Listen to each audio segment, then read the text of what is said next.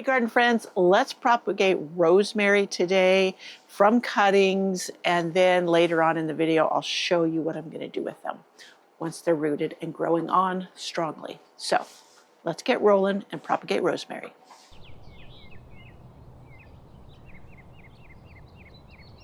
Yes, propagating rosemary is very, very easy.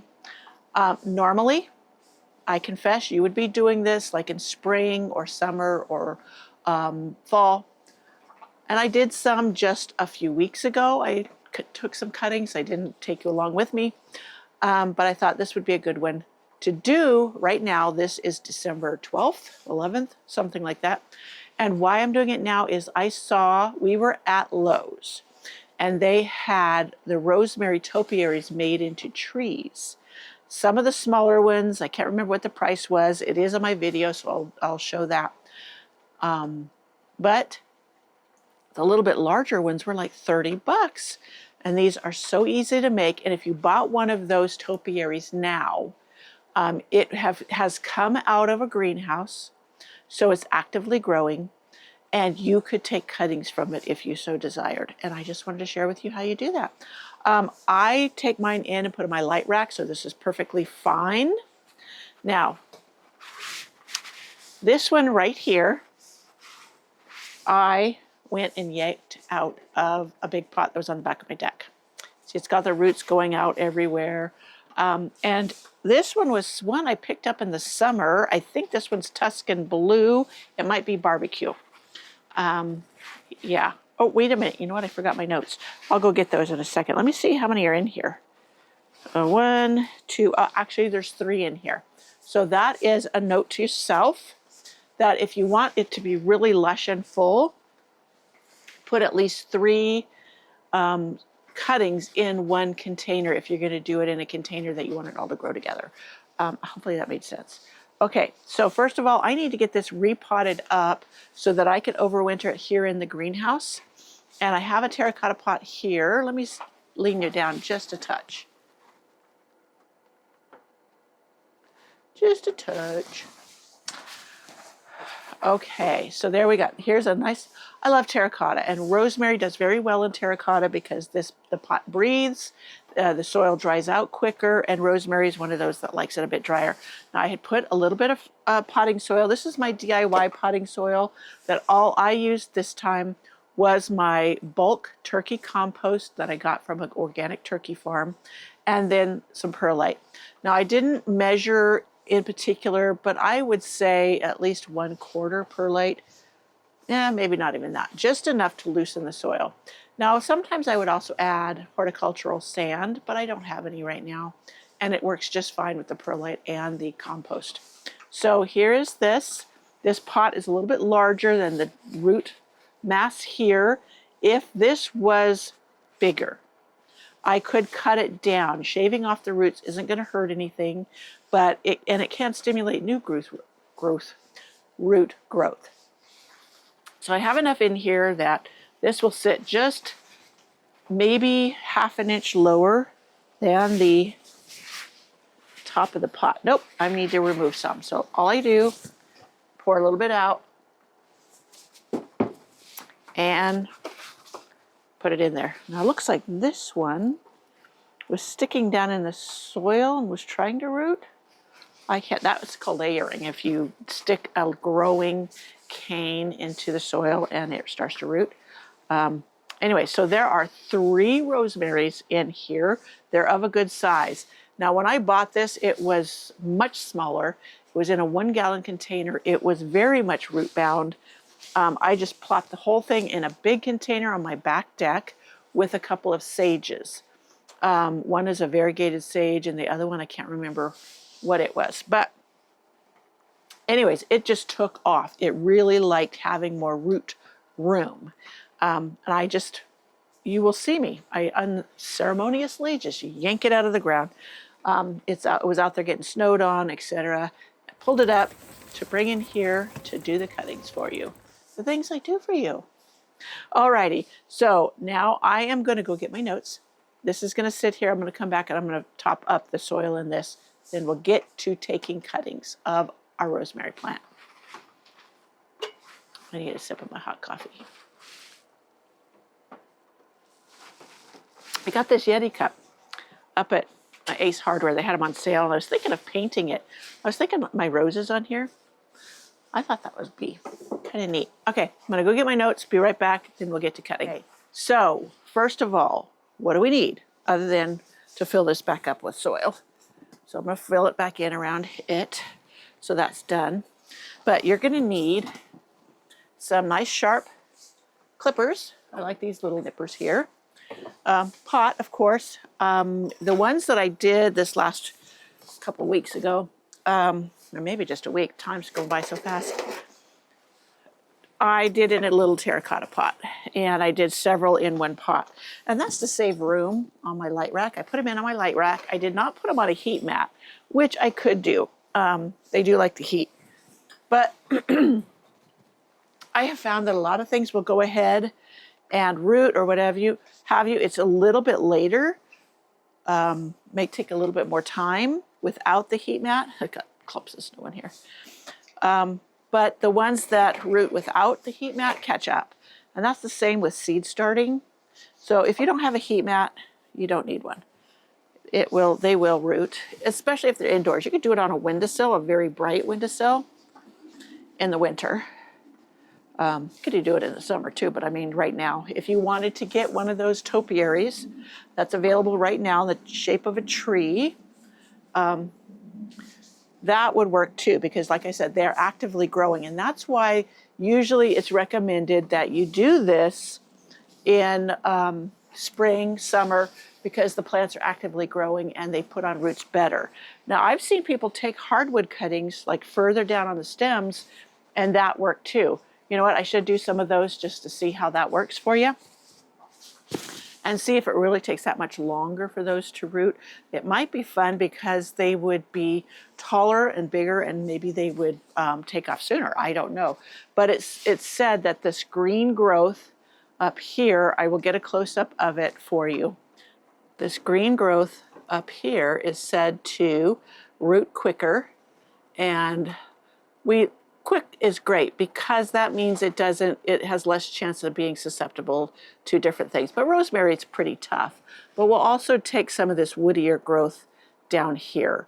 And we have some rooting hormone that we will use, so it should help it to root. So we'll do both kinds, the soft wood and the hardwood cut. Again, let me read off here the materials. Okay, the clean, sharp little nippers.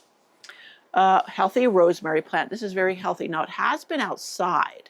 So when I'm getting done propagating this, I will give it a spray with a neem oil spray, because the last, no, it was sage. I took some sage in that I had potted up to root, and then the spider mites were all over it within a week. It's like the nice being indoors, the nice temperatures, etc. They just took off. So I had to bring it out, spray it, then take it back in. And it's looking a little sad, but the same for this. One time I took some rosemary cuttings inside, and all of a sudden there was these worms all over it. I don't know what kind of worms they were, but yeah, so they must have had eggs or something on here. So I will give it that spray of that neem oil, which the one I use, which neem oil sprays are pretty much the same across the board. Like, okay, here's the concentrate that I bought. This is the Neem Max. And so I can, I need to take it inside. It was out here in the cold, so it's gotten thick. I'll take it in and let it get warmed up, and then I can mix up my spray. But let's see, this one, Rose RX, is pretty much the same stuff. Active ingredient, cold pressed neem oil, and that's what that other is. So don't be fooled by, there's one that's called Rose RX, and then there's just this bug whatever. And so yeah, just go ahead and buy the concentrate if you can. It is more cost effective, and it's the same thing as this, even though this is called Rose RX. So that's just marketing. It's not any different.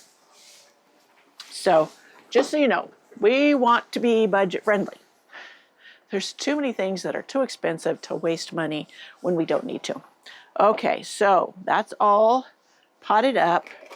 I'm first going to take this hardwood cutting up here. So all I did was go down the stem. This is about 6 inches long. So, and it is hard wood. See that? It's brown. But you see up here, it's green wood. So I'm going to go down probably about, oh, that looks like at 3 inches. And I'm going to cut a piece off. Now you see how green all of that is? Hopefully it's focusing on that, not just my face. I'll have to hold up my hand and get my face out of there. Let's see, is it focusing? Doggone it. Okay, there we go. So that's green. This is brown. Okay, this is a hardwood cutting, this is a softwood cutting, and all I did was take it from the top of here. So I can get more green softwood cuttings for this. Do the same, these are soft, these are soft. Okay, fine. And even this one down here, right along the stem, is soft. Okay, so what I'm gonna do with the rest of this hardwood cutting, let me set up my phone camera so I can get this close up for you.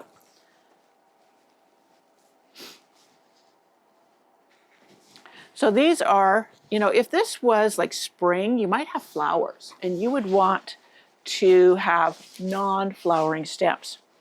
I don't know why that is. Try it either way. Yeah, you never know what will work and what won't. So, okay, I got this camera going here. Okay, you see this? I'm stripping their lower leaves. You see how green that is from the cutting. Am I even in the camera? I guess I wasn't even in the camera. So here, I stripped the lower leaves. See all these? I stripped the lower leaves. And even this little piece. Strip the lower leaves from it. So there's several. I'll wipe this up. So, and I have a little compost bin down here, a little bucket that I put all the cuttings in. I'll put all this excess soil in there because it's all going to go into my compost bin or my chicken pen, which it works just fine. So here we have these, and then here is the woody one. And I do the same thing. I just pull off these lower leaves. There's lower stems. Now this one looks long enough. I could probably strip it and put that in with those. And maybe this one other one would too. But I'm not specifically doing those. Now you see this? It has some little places where that is rubbed off. That's good. We're going to use a rooting hormone. And with that. So now we've got these cuttings prepared. I'm going to grab my rooting powder. Now I have a rooting liquid that I actually prefer now. It's a concentrate and it's called Grow More. I think I'll link it. I don't have it out here. It's in the house to keep it warm. This I'm going to use up, but I like that liquid because you can create the strength you need. Like with rose cuttings, I use a stronger strength. With this, I would normally use a hardwood cutting, a stronger strength. I'm not going to worry about it today. You know, rosemary roots pretty easily, and even if you didn't have any of the hormone, you would still get them to root typically. So that being said, I normally put some into another little container. This is Lauren's grape poppy. Something like this, because I don't like dipping directly in this. But since I'm going to start using the other, I guess it doesn't matter. So I'm going to put some rooting hormone on here. It would help to have my pots ready, but I don't have my pots ready. I'm just going to dip them and then put them back down on the counter, on that tabletop. And then I'll go ahead. See, I get talking and I get out of line with my doing. But you know, there's no one way to do things. You can do it several ways and be successful.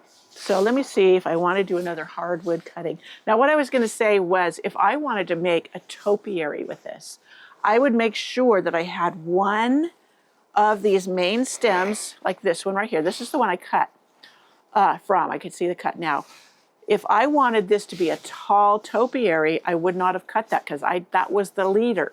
And if I want that to be tall and be the main stem that you pruned off of, that I would not have done. So now if I want to do that with this rosemary, then I would take one of these others and make sure I hadn't cut it before, and then make that the leader.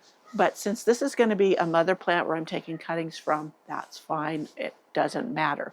But remember, if you want a nice tall rosemary, because Tuscan blue can get, like I think it said 3 or 4 feet tall. If you want to make a nice big topiary with it, do not cut a leader. The one that's going to be the main stem and get that tall, because now this will just bush out and it won't get very tall. Let's see if this will work in there, if it's too big. That's too big. I'm looking for a piece of terracotta to put in the bottom so not all of it goes through and the hole doesn't get plugged. These holes could get plugged with the soil if you don't have a piece of crock or something in there to keep it from getting plugged. Now down below is where I have my soil mix, and I'm going to fill this up. This is just my compost and some perlite. So, got that in there. These, I'm just going to stick around the edges. This is very loose. I haven't wet it yet. And all the way around the edge. Now, I've only heard that the reason you do this is that you want the roots to go, is it straight down? This makes the roots spread out rather than going straight down. I don't know how true that is. But it supposedly is a benefit by putting them around the edge of the pot. I don't know. Okay, so I'm going to cut some more green or softwood cuttings because I want to finish filling up this little pot.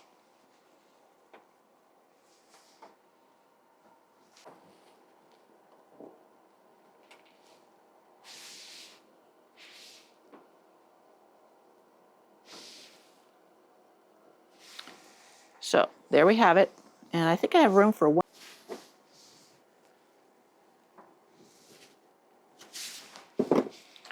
Now, this mother plant has been out in the cold, so I don't know how actively growing it is, but once I get these inside where it's warm, I think they'll be fine. And I'm going to stick one in the middle just because I want to. I'm a rebel that way. So, yes, before I take this into the house, I will make sure and mix up some of the spray and get it going. Now for this little one, that is the hardwood cutting. I have a smaller pot. I have a piece of that. What did I do with it? Did I put them over here? Sure did. Piece of crock to put across the bottom and fill it up. As I said, you do not have to use terracotta. If you want to use these little containers, that works too. I just like the terracotta. So I already dusted this with the rooting hormone. Wouldn't hurt to do a little bit more. And then I'm going to stick it down in there. And that is my hardwood cutting. I could do some more of those if I wished, but I have a whole nother pot of these inside. And yeah, that works. So that, my friends, is how I start rosemary from cuttings. You could also do this in water. Now, I like doing it in the soil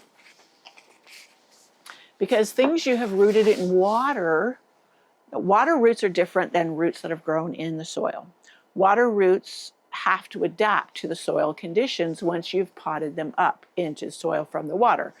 And that makes it take longer, but it's perfectly doable if you want to put a little jar. I like these little Yoplait wee jars. This one's got full of castor bean seeds, but you could put water in here and put the little rosemaries in it. It's decorative as well as, so you can have a spider on it, decorative as well as you can watch to see if the roots start. But I will water these in. I think my water's turned off because it was freezing last night, but I will water these in. I do a little bit on the top, and then I put water in the bottom, and then it wicks it up, and it thoroughly soaks the soil. I think I got a little water in here. I can get them started. Get them started. It's probably ice cold water. That's okay. So there's that. Now, I wanted to show you what one I started a while back. And I've already started training it into a topiary. So on here, I had the main stem, and then you see a smaller stem too that no, that's actually the wire. No, that's the main stem. And then when it got up here and it's branching, I started to frame it or train it around the little wire. Now this is just an inexpensive garden wire. And then I would use, let me see if I can find one. Okay, these. Now they have little clips that you can use for it, but I just was using these. And if it was not wanting to wrap around or stay on there, then I would use that to make sure it's stuck on there. And this is just a little bamboo skewer thing. So, and I put some little sempervivums in there for fun because I had the little babies. And yeah, and then I topped it with a little bit of horticultural sand, or you can get the small rocks that they have that you could do that to make it more decorative. But that is that one, and it's been out here in the greenhouse slowly growing. Now this one is a cutting I started. I think this is barbecue, or it is another rosemary. Now there's several. I did not know there were so many rosemaries. You know what? I have an entire playlist on YouTube of propagated plants. So if you want, I'll put the link in the description box. And I think I might be able to put it right here. So I will put it right here if I'm able. And then you can go see all my propagation tips and tricks. And I have one coming up for sage. The one I did, well, salvia, sage, they're the same genre.